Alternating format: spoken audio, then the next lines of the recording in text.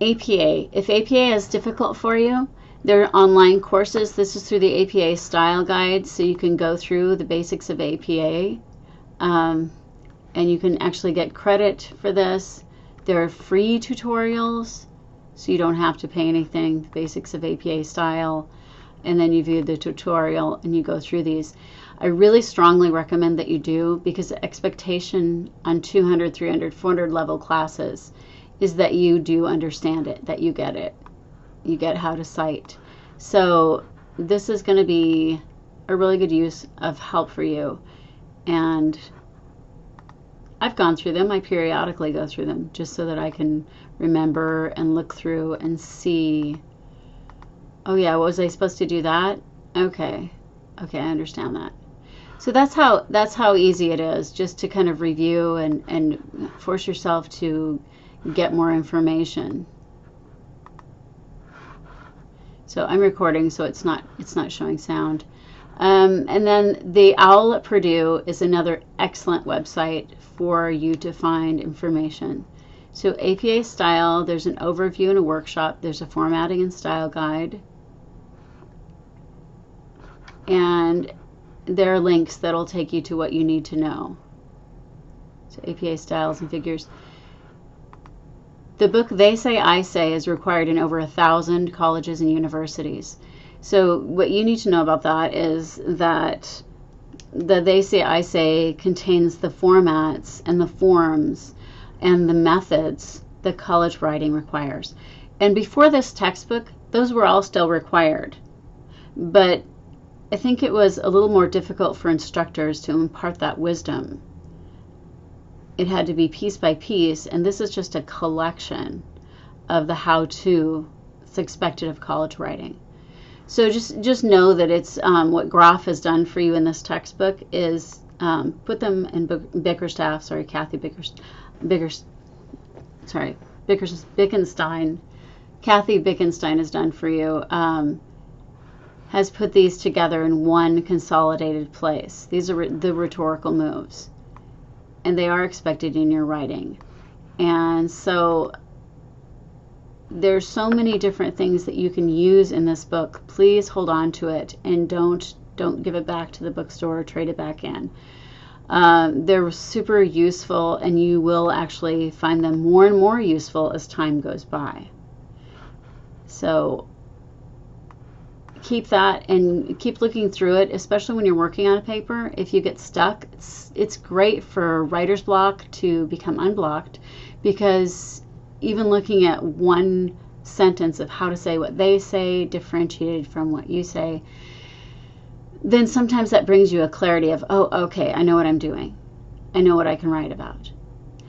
So there's another thing that I want you to do is I want you to be aware that what I'm using for this class is screencasting software, and you can use this too. So it's not something that's just for instructors. Screencast-O-Matic will actually record a video of you, and it will record the screen so that you can share things with your class.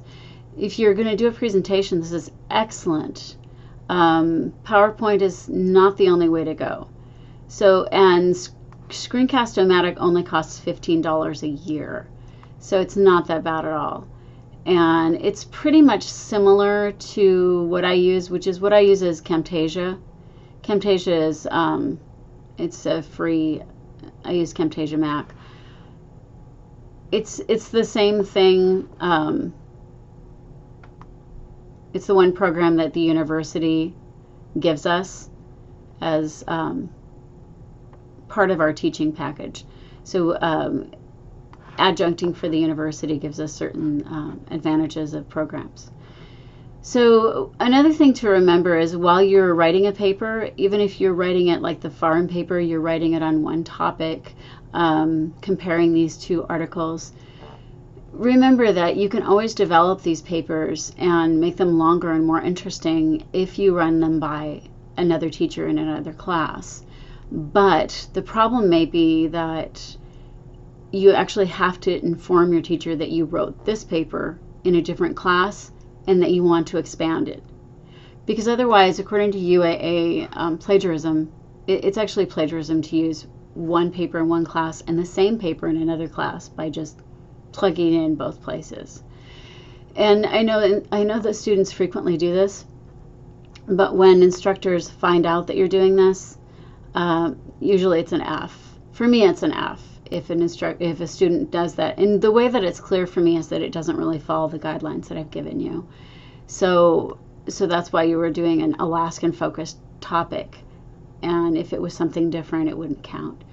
All right, so I want you to go ahead and finish this course out. If you have anything that you want to add to give to me, remember, this week is the final week that I can accept anything. So